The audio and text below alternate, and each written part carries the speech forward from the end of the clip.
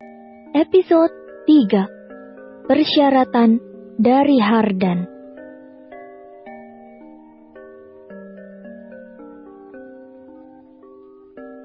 Poin ke-1. Setelah pernikahan berjalan lebih dari 6 bulan, kedua belah pihak baru bisa mengajukan gugatan cerai ke pengadilan. Galang dan Kay serentak menatap Hardan. Lo gila ya? Kenapa butuh waktu selama itu? Tanya Galang kesal. Gue cuma mau meminimalisir gosip yang akan beredar tentang perceraian gue nanti.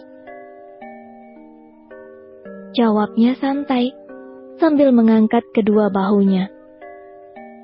Cih, tumben lo peduli sama gosip-gosip. Ejek Galang. Kalau itu menyangkut perusahaan dan nama baik keluarga, gue pasti lumayan peduli. Ya, kalau lo begitu takut ini akan berpengaruh buruk sama perusahaan dan keluarga lo, kenapa lo mau ngebantu kami? Hardan menyandarkan bahu bidangnya ke kursi. Kedua tangannya bersedekap di atas perutnya yang rata. Matanya menatap dingin Kay, lalu ke Galang. Gue punya alasan tersendiri. Jawabnya santai. Dan alasan lo itu pasti untuk kepentingan diri lo sendiri. Suntuk Galang. Tepat. Hardan mengalihkan kembali tatapannya ke Kay. Kay sedang menatap ngeri Hardan. Melihat Hardan seolah-olah dia sesosok alien yang baru turun dari UFO tepat di depan matanya. Tidak usah takut, saya bisa jamin, cuma pakai kamu sekali. Setelah itu, Hardan memandang Kay dengan tatapan mencibir. Seperti biasanya, saya pasti akan langsung kehilangan minat. Lanjutnya sambil tersenyum sinis. Galang mengacak-ngacak rambutnya frustasi. Tapi 6 bulan kelamaan, Dan. Membayangkan Kay tinggal sehari aja sama lo, gue gak kuat. Apalagi 6 bulan, Dan. Bisa gila gue. Hardan kembali mengangkat bahunya tak peduli. 3 bulan, Dan. Cukup kan 3 bulan? 6 bulan atau tidak sama sekali. Dengan sedikit gemetar, Kay meremas tangan Galang. 6 bulan tinggal sama raksasa itu. Membayangkannya saja sudah membuat Kay bergidik ngeri. Dan raksasa itu sekarang masih menatap Kay. Seolah-olah Kay makanan yang siap disantap kapanpun dia mau. Poin kedua. Selama terikat pernikahan, pihak kedua dilarang bertemu dengan pihak ketiga. Tidak saling berkomunikasi dalam bentuk apapun. Kay bersandar ke kursinya sambil menghela nafas panjang. Tangannya masih menggenggam tangan Galang, yang sekarang sedang gemetar menahan amarahnya. Maksudnya apa ini? Galang mengetuk-ngetuk poin kedua. Isi persyaratan itu dengan jari telunjuk tangan kanannya.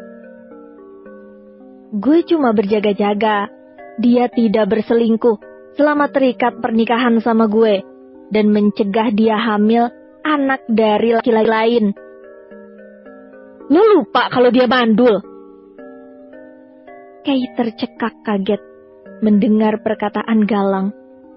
Sudah ratusan kali kata-kata mandul itu keluar dari bibir Galang. Tapi tetap saja kata itu masih mampu menusuk hatinya, menyakiti perasaannya. Karena besarnya cinta Kay pada Galang, dia selalu memaafkannya. Begitu juga saat ini, Kay sudah memaafkan Galang, walaupun mantan suaminya itu belum meminta maaf. Gue buat peraturan ini semalam. Gue belum tahu kalau dia mandul. Tapi, mau betul atau tidaknya kemandulannya, syarat kedua itu tetap berlaku. Selama belum ada hasil tes yang menyatakan dia betul-betul mandul. Sekali lagi, gue cuma berjaga-jaga. Dan gue gak boleh berkomunikasi, meskipun itu via chat sekalipun. Yap, memangnya dia bisa hamil via chat? Tawa ngakak Hardan kembali bergema di kafe ini. Tawanya dingin dan dalam, membuat bulu kuduk Kay langsung meremang. Poin ketiga, pihak kedua akan selalu mematuhi pihak pertama. Mematuhi dalam hal apa dulu nih? Tanya Kay sambil memicingkan kedua matanya ke Hardan. Dalam hal apapun di luar seks, jangan khawatir. Perkataan itu diucapkannya dengan sesantai itu. Harusnya Galang menambah satu lagi ke dalam sifat buruk raksasa ini. Tidak tahu malu. Poin keempat. Pihak kedua harus meminta izin terlebih dahulu kepada pihak pertama jika ingin keluar dari rumah dan atau menerima tamu di rumah. Kay langsung menatap tajam Hardan. Dibalas tatapan dingin Hardan sambil menaikkan sebelah alisnya. Setidaknya, aku tidak dilarang bepergian dengan izin raksasa itu tentunya. Di sebelahnya, Galang masih terus berusaha menahan diri. Mereka lanjut baca ke poin selanjutnya. Poin kelima. Pihak kedua tidak mencampuri urusan pihak pertama. Siapa juga yang mau kepoin urusan dia? Poin keenam, pihak kedua tidak ada hak apapun atas harta bergerak dan harta tidak bergerak pihak pertama, selain yang diberikan selama ikatan pernikahan. Sombongnya. Poin ketujuh. Denda sebesar 1 triliun bagi pihak yang melanggar. Kay ternganga melihat deretan angka 0 tersebut. Aku tidak akan pernah melanggar, walau iblis sekalipun yang datang membujuk. Kay mengambil pulpen yang tadi diserahkan Hardan, bersiap tanda tangan di pihak kedua. Tunggu. Galang menahan tangannya. Gue masih keberatan sama poin pertama, Dan. Dengan sebelah alis naik, Hardan menatap dingin Galang. Kalau tidak setuju, tinggal cari calon yang lain saja. Kasih kesempatan gue dan Kay berpikir, Dan. Biar gue diskusiin dulu sama Kay. 2 hari. Bagaimana? Gue minta waktu 2 hari. Kalau kalian mau, silahkan tanda tangan saat ini juga. Jangan dikira gue bersedia disuruh menunggu. Gue cuma tertarik bantu karena ini adalah hal yang baru buat gue. Hardan kembali menatap Kay secara menyeluruh. Menyetubuhi seseorang, tetapi harus menikahinya terlebih dahulu. Padahal hanya sekali pakai. Lanjutnya sinis. Bulu kuduk Kay kembali meremang. Kenapa Galang memilih lelaki yang menyeramkan seperti ini sih? Apa segitu putus asanya Galang saat ini? Cuma 2 hari, Dan. Tidak ada bedanya kan 7 hari ini atau 2 hari lagi? Toh, pernikahan belum bisa terjadi dalam waktu singkat. Karena perceraian kami masih dalam proses pengadilan. Pengadilan mana? Gue bisa bantu memajukan tanggal persidangannya dan langsung ketok palu tangkaian proses yang bertele-tele. Galang langsung tertawa ngakak mendengarnya. Memangnya siapa lo? Gue kenal hakimnya dan gue sudah minta bantuannya. Tapi sia-sia. Hardan hanya menatapnya dingin. Sudut bibirnya membentuk senyuman sinis. Permintaan dari orang yang tepat kepada orang yang tepat, hasilnya akan tepat. Merasa disepelekan Hardan, Galang hendak berdiri dari kursinya, tapi tangan Kay menahannya. Menyuruhnya kembali duduk, lalui tatapan matanya. Aku tidak mau membuang waktu lagi, Mas. Semakin cepat, semakin bagus. Kita bisa segera rujuk kembali. Oke, baiklah. Galang mengambil pulpen dari tangan Kay, menggeser selembar kertas itu ke depannya, dan membubuhkan tanda tangannya di atas materai pihak ketiga.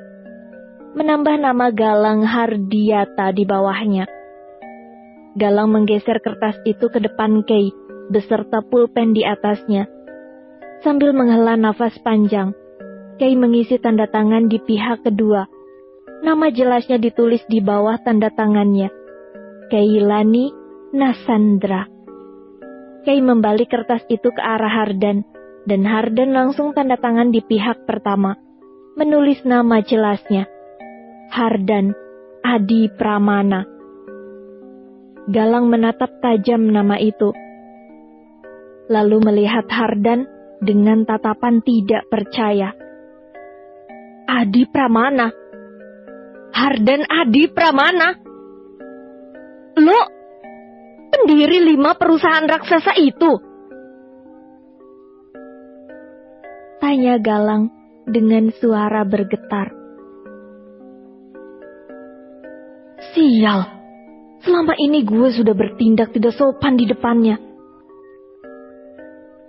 Mendengar pertanyaan Galang, sebelah alis Hardan naik tambah tinggi, dan menatapnya tajam.